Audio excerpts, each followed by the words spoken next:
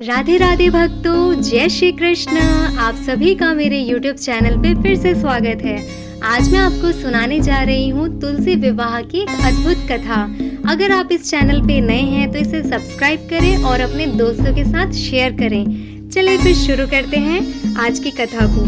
वृंदा नाम की एक स्त्री थी। वह इतनी सुंदर, शांत और सुशील थी कि उसे साक्षात देवी का रूप माना जाता था। वृंदा का मन हमेशा भगवान विष्णु की भक्ति में रमा रहता था। लेकिन किस्मत देखिए, उनकी शादी जलंधर नाम के एक बलशाली असुर राजा से हुई थी। जलंधर बहुत ही शक्तिशाली था, पर उसकी असली ताकत कोई हथियार नहीं, बल्कि उसकी पत्नी वृंदा का अटूट पतिव्रत धर्म था। वृंदा का सतीत्व उसके लिए एक अदृश्य अभेद्य कवच था। जब तक वृंदा का मन शुद्ध था, तब तक जलंधर को कोई हरा नहीं सकता था, न ब्रह्मा, न विष्णु और न ही महेश। जलंधर इसी घमंड में चूर होकर धरती और स्वर्ग पर खूब उत्पात मचाने लगा। उसके अत्याचारों से परेशान होकर सभी देवतागण दुखी मन से भगवान विष्णु के पास पहुँचे। देवताओं ने करुण पुकार लगाई, प्रभु, जलंधर का वध करना असंभव है। यदि आपने कुछ नहीं किया तो सृष्टि में हाहाकार मच जाएगा। भगवान विष्णु एक बड़े धर्म संकट में थे। उन्हें अपनी प्यारी भक्त वृंदा के सतीत्व को भंग किए बिना धर्म की रक्षा करना नामुमकिन लग रहा था। यह एक ऐसा फैसला था जो उन्हें स्वयं अपने प्रतिष्ठा पर आघात पहुंचाने पर मजबूर कर रहा था। अंत में उन्होंने सृष्टि के कल्याण के लिए एक अकल्पनीय लीला रची। भगवान ने अपने माया से हूबहू जलंधर का रूप धारण किया और चुपके से वृंदा के महल में पहुंचे। वृंदा ने उन्हें अपना पति समझा। युद्ध से लौटे पति को देखकर वे पूजा में से उठ गई और पति रूपी भगवान विष्णु के चरण छू लिए और उन्हें स्पर्श किया। बस इसी पल वृंदा का पतिव्रता धर्म खंडित हो गया। जैसे ही वृंदा का सतीत्व टूटा, उसी क्षण युद्ध के मैदान में असली जलंधर अपनी सारी शक्ति खो बैठा और भगवान शिव ने उसका वध कर दिया। तभी जलंधर का कटा हुआ सिर वृंदा के महल में आंगन में आ गिरा। वृंदा ने जैसे ही अपने पति का सिर देखा, वे स्तब्ध रह गई। उन्हें महसूस हुआ कि उनके साथ खड़े व्यक्ति में कोई तो छल है। जब उन्होंने सवाल किया तो भगवान विष्णु अपने असली रूप में प्रकट हुए।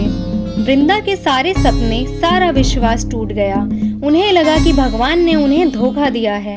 दुख, क्रोध और वियोग में भरकर उन्होंने रोते हुए भगवान को सबसे कठोर श्राप दिया।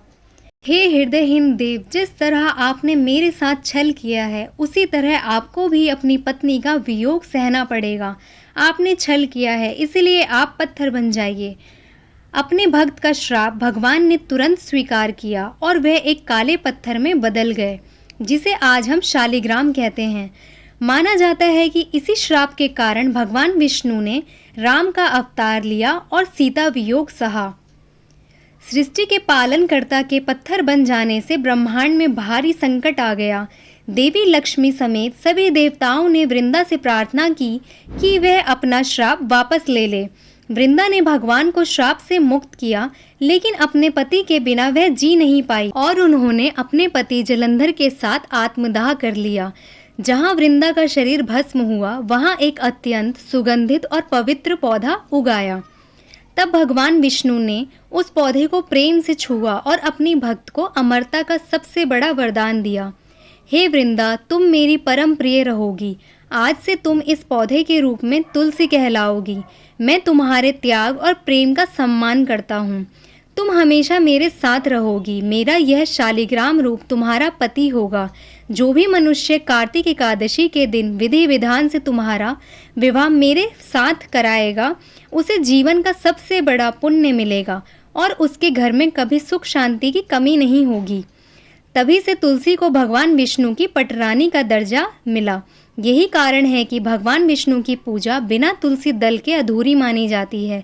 एक श्राप ने ही वृंदा को साधारण स्त्री से तुलसी महारानी बना दिया और उन्हें हमेशा के लिए अपने आराध्य के साथ जोड़ दिया। बोलो तुलसी महारानी की जय। बोलो शालिग्राम भगवान की जय।